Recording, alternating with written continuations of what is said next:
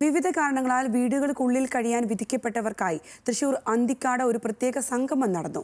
അപകടങ്ങളിൽ പരിക്കേറ്റവരും കിടപ്പ് രോഗികളും ഒക്കെയാണ് ഇതിൽ പങ്കെടുത്തത്.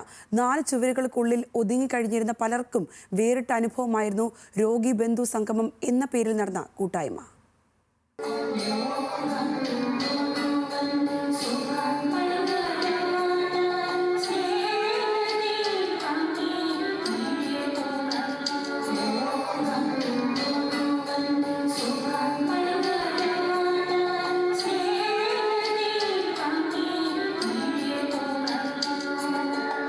പലവിധ രോഗങ്ങളാലും പല കാരണങ്ങൾ കൊണ്ടും ബുദ്ധിമുട്ട് നേരിടുന്നവർ.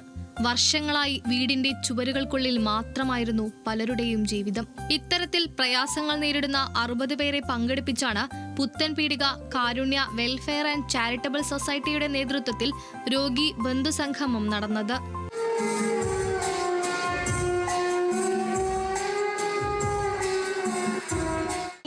കാരുണ്യ കിരണങ്ങൾ പോലെ അലിവിന്റെ കാരുണ്യ സ്നേഹസ്പർശം. ഒരിക്കൽ പോലും ഇനി വീടിന് പുറത്തിറങ്ങാനാവില്ലെന്നായിരുന്നു പലരും കരുതിയിരുന്നത്. പക്ഷേ ഇത്തരമൊരവസരം ലഭിച്ചതോടെ പറഞ്ഞറിയിക്കാനാവാത്ത സന്തോഷത്തിലായിരുന്നു പലരും. എഴുന്നേറ്റ് നടക്കാൻ ആവതില്ലാത്തവരും ശരീരഭാഗങ്ങൾ തളർന്നവരുമൊക്കെ കട്ടിലുകളിൽ കിടന്നും വീൽ ചെയറുകളിൽ ഇരുന്നുമാണ് പിന്നീട് പരിപാടികൾ ആസ്വദിച്ചത്. ഈ പ്രദേശത്തുള്ള ഒരുപാട് രോഗികളെ, തികച്ചും നിസ്സഹായരായ കിടപ്പ് രോഗികളെ മറ്റാർക്കും പുറത്ത് കൊണ്ടുവരാൻ കഴിയില്ല.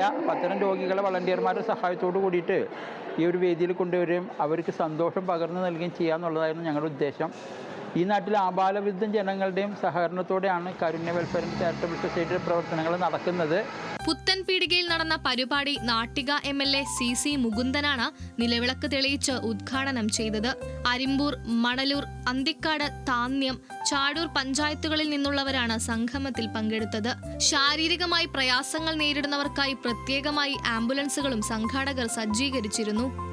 ന്യൂസ് മലയാളം, തൃശൂർ.